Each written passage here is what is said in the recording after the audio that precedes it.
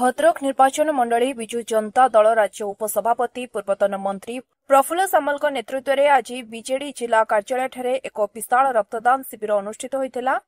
BJD सभापति तथा पूर्वतन मुख्यमंत्री नवीन पट्टनायक 79 वर्ष पाद देइथिबारु निजर नियारा और भिन्न राजनीति सबुबले चर्चा रहुतबा नवीन एथर निज जन्मदिन को भिन्न ढंग पालन करछन्ति। उक्त रक्तदान शिविर में मोट 150 यूनिट रक्त संगृहित होइतिला। उक्त रक्तदान शिविर में भद्रक जिलार बीजेडी नेता नेत्री पौरपालिका अध्यक्षा भद्रक ब्लॉक अध्यक्षा सरपंच समिति सभ्य वार्ड मेंबर पौर परिषद कर्मी माने उपस्थित थिले।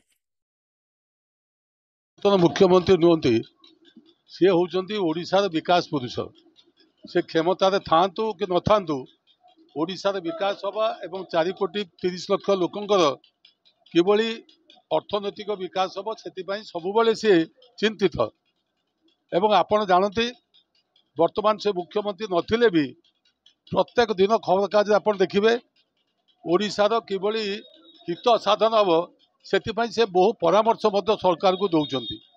आज तांकर 79तम जन्म जयंती एवं ये 79तम जन्म जयंती पालन करने सी क्या कही ना किंतु भद्रक विधानसभा निर्वाचन मंडली तरफ आमर जो कर्मी मान अच्छा जो माने विजु जनता दल समर्थक शुभेच्छु समस्ते चाहिए जे तांको जन्म जयंती को किभली भाव भल भाव पालन करा विशेषकर सी जो कहते जीवन अति मूल्यवान जीवन को आम रक्षा करने रक्तर आवश्यकता अच्छी एवं रक्त हूँ जीवन।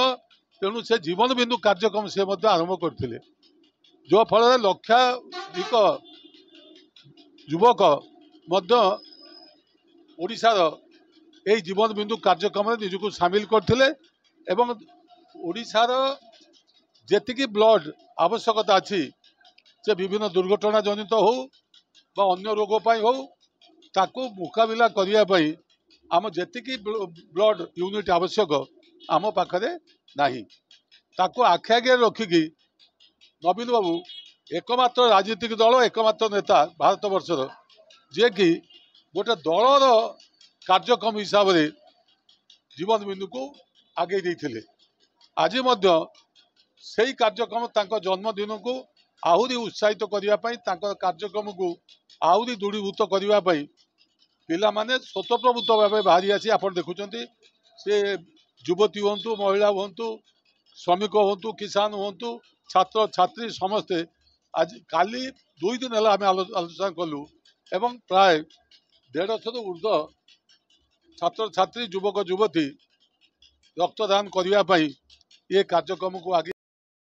भद्रक अब्दुल फिरोज खान रिपोर्ट स्वतंत्र ओडिशा लाइव।